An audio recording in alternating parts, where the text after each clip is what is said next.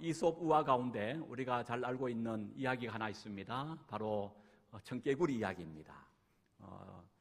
청개구리가 엄마의 말에 늘 반대로만 살아오다가 엄마가 이제 병들어서 죽으면서 유언을 하나 남겼습니다. 내가 죽으면 양지 바른 곳에 묻지 말고 냇가에다가 묻어라. 이렇게 유언한 이유는 냇가에 묻어라 하면 틀림없이 양지 바른 곳에 묻어줄 줄 알고 이렇게 유언한 거죠.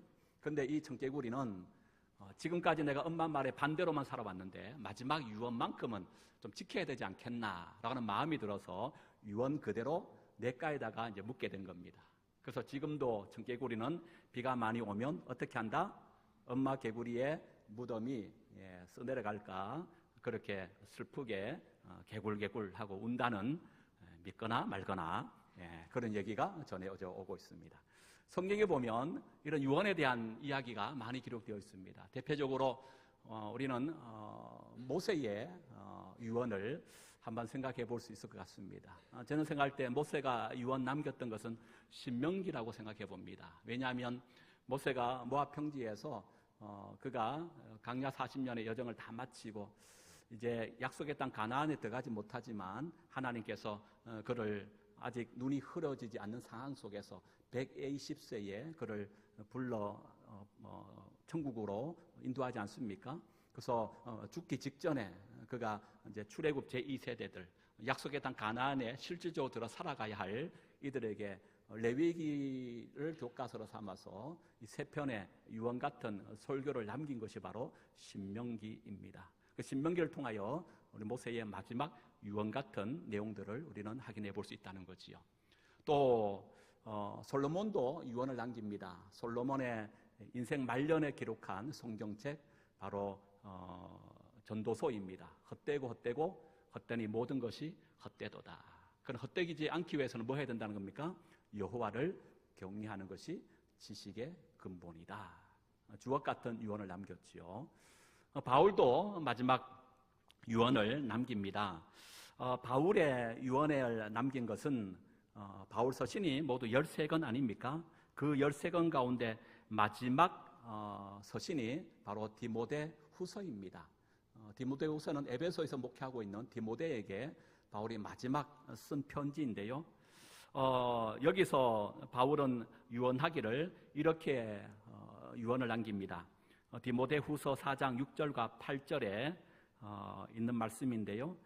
제가 읽어드립니다. 나는 이미 하나님께 내 삶을 바쳤고 이제는 이 땅을 떠날 때가 되었습니다. 나는 선한 싸움을 싸웠고 내가 달려가야 할 길을 끝맺으며 믿음도 지켰습니다. 이제 내게는 영광의 면류관을 받는 일만 남았습니다. 그 면류관은 하나님과 함께하며 의롭게 살았다는 표시로 주시는 상입니다. 주님이 바로 정의와 재판관이시기 때문에 마지막 그날에 주님은 내게 면류관을 주실 것입니다. 또한 나뿐만 아니라 주님이 다시 오시기를 간절한 마음으로 기다리는 모든 사람에게도 주실 것입니다. 오늘 본문은 예수님의 공생의 모든 3년의 사역을 마치고 마지막 제자들에게 마치 유언처럼 말씀하셨던 말씀이 기록되어 있습니다. 유언과 다른 일반 말의 가장 큰 차이점은 유언은 법적인 효력이 있다라고 하는 겁니다. 그래서 유언을 듣는 자가 누구든 관계없이 그 유언을 들었으면 그 유언의 내용을 반드시 실천해야 할 의무와 책임이 있다고 하는 것이죠. 예수께서 마태복음 28장 전체의 마태복음을 마지막 마치면서 이제 승천하시기 직전에 그동안 함께했던 제자들에게 마지막 남긴 이 유언의 말씀, 곧 이 말씀은 오늘 또 다른 제자된 우리에게도 마지막으로 주시는 말씀인 줄로 믿습니다. 그러하기에 이 말씀을 결코 우리 가벼이 여기거나 가벼이 들어서는 안 된다는 거예요. 마지막 우리에게 명령하시는 유언적 말씀이기 때문에 가슴에 새기고 아울러서 그 말씀 따라서 내가 그렇게 살아가 보겠습니다. 결단하는 귀한 시간이 되었으면 좋겠다 싶습니다. 먼저 예수님께서 이 유언을 어느 지역, 어떤 장소에서 하셨는가라고 하는 이 지역을 우리가 좀 주목할 필요가 있는데요. 오늘 말씀에 이제 그 지역이 나옵니다. 16절 볼까요? 16절 다시 봅니다. 시작. 11 제자가 갈릴리에 가서 예수께서 지시하신 산에 이르러 산이 나옵니다. 이 산이 구체적으로 어떤 산인지는 여기 명시되고 있지 않죠. 대개 두 가지 산을 축축합니다. 첫 번째는 산산수훈, 팔복의 말씀을 가르쳤던 바로 그 팔복산을 말하고 있는 것 아닌가 이렇게 본 이들도 있고요. 또 한편은 변화하셨던 그 변화산, 다볼산이라고 말하는데요. 이 두 가지 산일 것이다 이렇게 추측합니다. 중요한 것은 그 산이 정확하게 어떤 산인지는 알지 못하지만 이 두 산은 모두 어느 지역에 있다? 갈릴리에 있는 산이라는 겁니다. 그래서 갈릴리에 있는 어떤 특정한 산의 제자들을 모아서 그곳에서 마지막 유언 같은 말씀을 제자들에게 전하는 그런 모습이라는 것을 우리가 확인해 볼 수 있죠. 그럼 우리는 여기서 이런 질문을 할 수 있습니다. 왜 갈릴리인가? 라고 하는 거예요. 왜 갈릴리야만 하는가? 사실은 이스라엘의 당시의 수도는 예루살렘입니다. 예루살렘이 수도인 만큼 경제, 문화, 사회의 중심 도시입니다. 도시 문화가 발달했기 때문에 살기에 가장 좋습니다. 사람도 많습니다. 무엇보다 예루살렘에는 뭐가 있습니까? 성전이 세워져 있는 곳입니다. 그런데 예수께서는 이곳 예루살렘으로 그들을 불러 마지막 유언을 남긴 것이 아니고 예루살렘에서 북쪽으로 한 150km, 그 당시에는 지금처럼 자동차가 있는 것이 아니고 대부분 도보로 걸어만 갔어야 했습니다. 걸어가면 약 3일 내지 4일, 제법 먼 거리에 변방에 위치하고 있는 곳이 갈릴리입니다. 그런데 왜 이곳 갈릴리에서 제자들을 다시 불러 그곳에서 마지막 유언 같은 말씀을 하셨는가라고 하는 것이죠. 그 이유는 크게 두 가지로 한번 생각해 볼 수 있습니다. 첫 번째는 예수님의 입장입니다. 예수님은 베들레헴에서 탄생하셨지만 그러나 실질적으로 30세 공생애를 시작하기 전까지 30년 동안 줄곧 사셨던 고향은 어디입니까? 갈릴리에 속한 나사렛이었습니다. 그리고 3년의 공생의 그 짧은 기간 동안에 가장 많은 시간을 또 가장 많이 찾아오셔서 집중적으로 사역하셨던 그 사역의 현장, 장소가 또한 어디냐? 갈릴리였더라는 거예요. 두 번째, 제자들에게 있어서도 갈릴리는 특별한 의미가 있는 곳입니다. 왜냐하면 제자들 가운데 상당수가 예수님처럼 그들의 고향 역시 갈릴리입니다.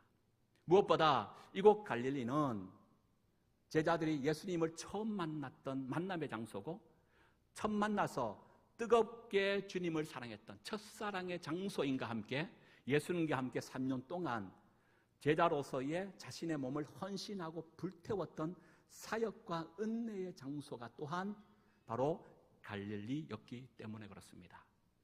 그렇다면 여러분, 예수께서 예루살렘을 등지고 왜 갈릴리에서 그들을 다시 불러 마지막 이 유언 같은 명령을 내리시려고 하시는가? 좀 그 의미가, 그 그림이 좀 그려지십니까? 예루살렘 물론 좋지요. 사람들이 그곳으로 모입니다. 지금 우리로 보면 서울이라고 얘기할 수 있을까요? 갈릴리는 뭡니까? 이 강원도 같이 변방에 위치한 작은 시골 마을에 불과합니다. 그런데도 불구하고 예수께서 예루살렘이 아니라 갈릴리로 그들을 보낸 것은 이유가 있습니다. 갈릴리는 제자들에게는 아픔의 장소입니다.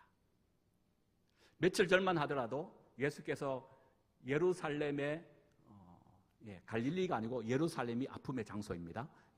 예루살렘이 며칠 전만 하도 제자들에게 있어서는요 어떤 곳이었습니까? 십자가에 달려 돌아가실 때 대부분의 제자들이 나 몰라라 예수를 버리고 도망갔던 곳이 바로 이곳이었습니다. 베드로는 3번이나 모른다 부인했고요. 어떤 제자는 발가벗은 채 도망가는 이들도 있었습니다. 그러기에 예루살렘은 제자들에게 있어서는 아픔의 장소고 실패의 장소고 좌절과 절망의 장소라는 거예요. 그럼 상대적으로 갈릴리는요 사람 살기에는 그렇게 적합한 곳이 아닐지 모르지만 첫사랑의 장소였고 뜨겁게 예수님과 함께 믿음을 불태웠던 사역과 은혜의 장소가 바로 갈릴리였기 때문에 그렇습니다. 그래서 오늘 제자들은 예루살렘으로 가서가 아니라 어디로 가서라 말합니까? 11제자가 갈릴리에 가서 갈릴리로 갔다 이렇게 표현하고 있다는 거예요. 창세기 35장에 보면 야곱에 대한 얘기가 나옵니다. 야곱이 이제 세일이라는 곳에서 약 10년 정도 머물고 있는 중에 하나님께서 야곱에게 나타나서 일어나 베델로 올라가라 이런 말씀을 해요. 왜냐하면 지금 야곱이 이 세일에 10년 동안 머문 이유가 있습니다. 야복 강가에서 천사와 씨름하고 그가 이겼지 않습니까? 그리고 열방의 아비라고 하는 또 하나님과 겨루고 이겼다라고 하는 새 이름을 받습니다. 그리고 껄끄러운 관계에 있었던 형 에서와의 그 관계도 원만하게 다 해결되고 풀려집니다. 남은 것이 있다면 원래 외삼촌 집에 나올 때 원래 목표 따라 아버지 아브라함이 있는 곳으로 그냥 가면 됩니다. 근데 가지 못하고 세일에서 10년 동안 머뭅니다. 왜냐하면 야곱이 올 때는 세일이 살만한 곳이었다고 생각했기 때문에 그래요. 약속의 땅으로 가야 할 그가 세상 땅에 지금 머물고 있습니다. 그 결과 어떤 불운이 닥칩니까? 하나밖에 없는 딸 디나가 그곳 남자들로 인하여 모욕을 당하지요. 이걸 또 원수 갚겠다고 레위와 시므온이 앞장서서 그 남자들 할례받게 하여 다 죽여버립니다. 이 소식을 들었던 그 주변의 부족들이 야곱과 그 가족을 죽이려고 혈안되어 있습니다. 이런 상황 속에서 하나님께서 야곱에게 나타나서 일어나 베델로 올라가라 라고 명령한 겁니다. 왜 하필 베델입니까? 베델은 30년 전에 형 에서의 죽음의 그 눈빛을 피하여 외삼촌 라반의 집에 가는 중에 강야에서 돌베개를 베고 잠을 잤던 곳 바로 그 장소입니다. 그리고 꿈을 꾸지요. 하늘이 열리고 하늘 사닥다리를 보는데 천사가 오르락 내리락 한 것을 봅니다. 그리고 하나님의 음성을 듣습니다. 야곱아 야곱아, 나는 너의 조부 아브라함의 하나님 이삭의 하나님이다. 너의 자손들이 티끌같이 하여 동서남북 내가 많게 하리라. 네가 어디로 가든지 너와 늘 함께 하겠다. 내가 너를 지켜주겠다. 너를 반드시 이곳으로 다시금 오게 하겠다. 그러니까 베델은 어떤 장소입니까? 하나님을 만났던 만남의 장소고 하나님의 축복을 경험했고 하나님의 말씀을 들었던 은혜의 장소가 바로 베델입니다.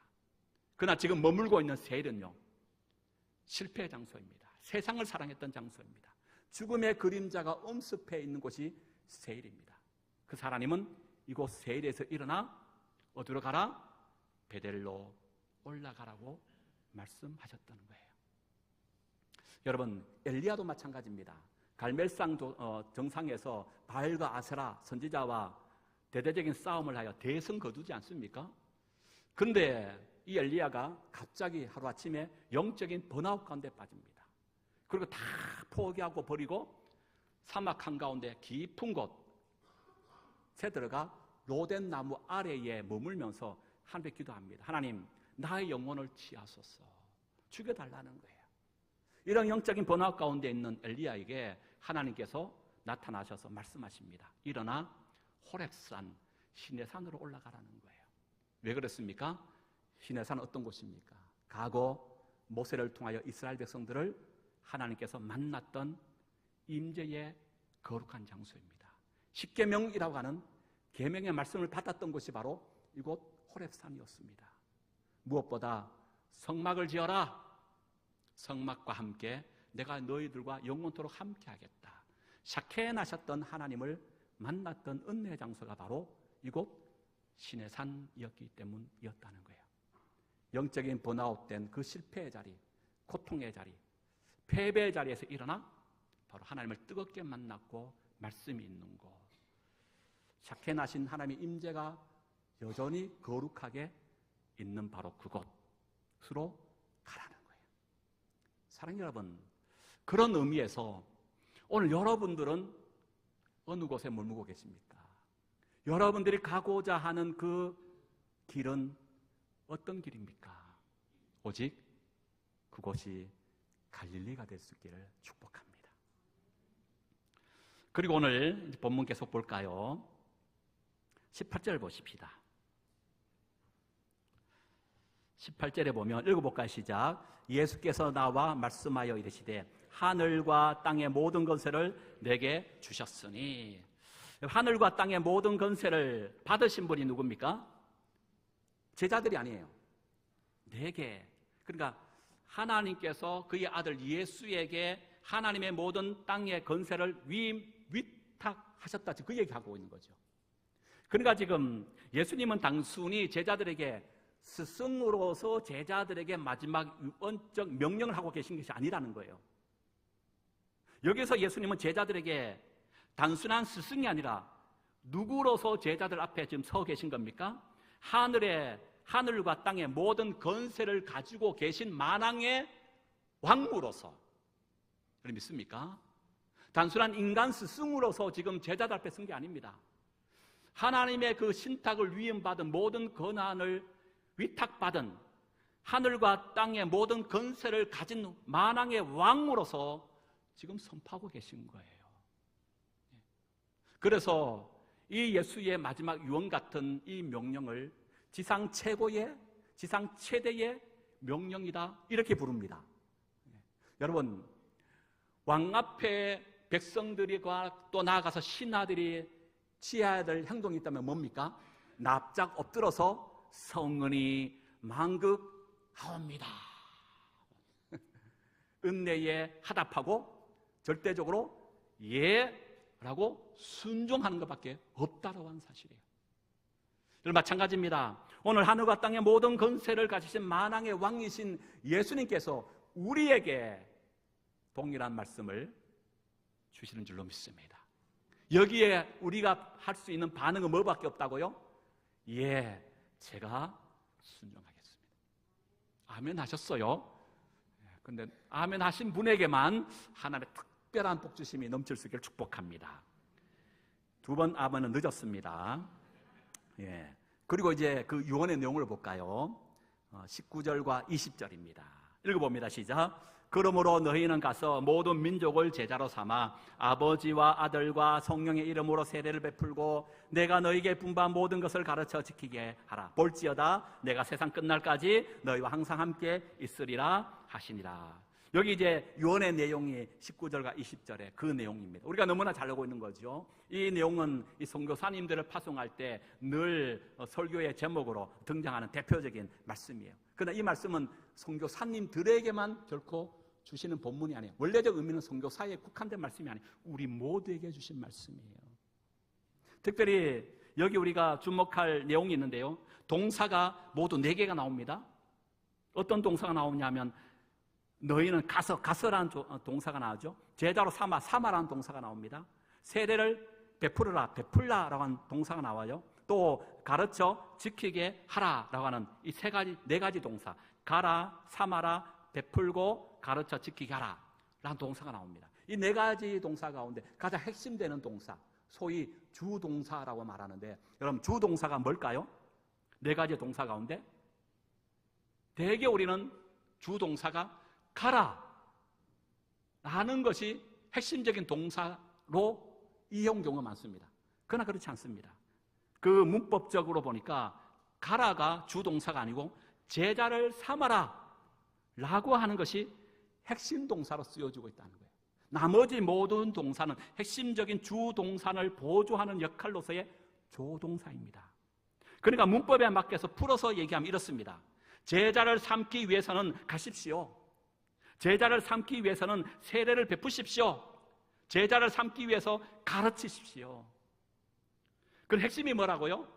제자 삼는 거예요.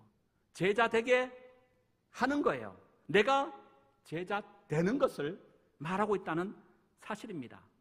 그래서 제자 되기 위해 가야 하고요, 세례를 베풀어야 하고요, 가르쳐 지키게 해야 한다는 사실이에요. 여러분, 신앙은 뭡니까? 신앙은 뭐라고 생각하세요? 예수 믿어서 구원함 받는 것입니다. 예수 맞습니다. 그러나 그것은 50점이에요. 나머지 남은 50점이 뭐냐? 이제 예수 믿어 구원함 받은 자로서 이 성화의 과정을 통하여 어떻게 제자로서의 제자다운 삶을 살아 드러낼 것인가? 이걸 감당해야 100점이 되는 거예요. 그렇다면 여러분들은 제자입니까? 여러분들은 지금 하나님 앞에 점수를 체크 안 받을 때 과연 몇 점처럼 여겨지십니까? 여러분, 먼저는 제자 되도록 하라고 말씀하지만 이걸 우리에게 적용해 보면 나는 과연 제자가 맞는가를 뒤돌아봐야 돼요. 세례 받으셨습니까? 제자의 첫 발음을 잘하셨어요. 그 다음에 우리에게 제자 되기 위하여 반드시 필요한 요소가 뭐라고 성경은 얘기합니까? 너에게 분부한 모든 것을 가르쳐 지켜야 되는 거예요. 분부한 모든 것 뭡니까? 말씀이에요. 말씀을 여러분 부지런히 읽고 계십니까? 주일마다 선포되어지는 설교가 여러분 귀에 들려오십니까? 말씀을 또 연구하고 공부하기에 즐겨하고 계십니까? 제자는 뭐예요? 스승의 말과 행동을 따라 스승 닮아 그렇게 살아가는 것이 제자 아닙니까? 그런데 우리가 제자 되려면 누구 알아야 돼요? 스승이신 예수님을 알아야지요. 그 보내신 하나님을 알아야지요. 알기 위해서는 뭐가 필요해요? 성경이 필요한 거예요. 성경은 다른 얘기가 아닙니다. 하나님 얘기하는 것이고 예수님 얘기하는 거고 성령 하나님에 대한 말씀을 우리 가르쳐 주는 거예요. 근데 그 성경을 읽고 연구하고 공부하지 않으면서 어떻게 우리는 하나님을 알 수 있다 말할 수 있나요? 제자지만 예수님이 필요한 참 제자가 아니고 내 필요에 쫓아서 그냥 스스로 제자인 척 착각하며 사는 것을 불과해요. 그래서 우리가 제자 되기 위해서는 다시 한번 어디 앞에 서야 돼요? 말씀 앞에 서야 돼요. 그래서 우리 소망교회는 늘 말씀 가운데 든든히 서야 될 줄로 믿습니다. 그래서 우리는 늘 제자 되기 위하여 끊임없이 공부하고 또 공부해야 돼. 그리고 여러분 한 걸음 더 나아가서 전도의 최종 목적도 마찬가지더라라고 하는 것 아닙니까? 한 사람 한 영혼을 전도해야 됩니다. 그런데 우리는 여기서 만족하지 말고 우리가 초청하여 교회에 출석한 그 한 영혼, 그 한 생명을 어디까지 가도록 해야 된다는 겁니까? 세례를 베풀고 말씀으로 양육하여 키워 그 말씀대로 삶 가운데 살아 드러내는 예수의 참된 제자가 되도록까지 관심을 가지고 그렇게 우리는 그들을 케어하고 돌보고 양육하고 일으켜 줘야 한다는 사실입니다. 목사님 너무 어려워요. 주일날 예배 오는 것도 쉽지가 않은데 성경 공부하라 그러지, 또 전도하라 그러지. 전도하는 것을 끝나지 말고 전도한 그 사람을 세례까지 받게 하고 말씀으로 양육하여 제자화까지 시키라니 그거 어떻게 해요? 나는 못할 것 같은데. 맞아요. 나는 못해요. 우리는 못해요.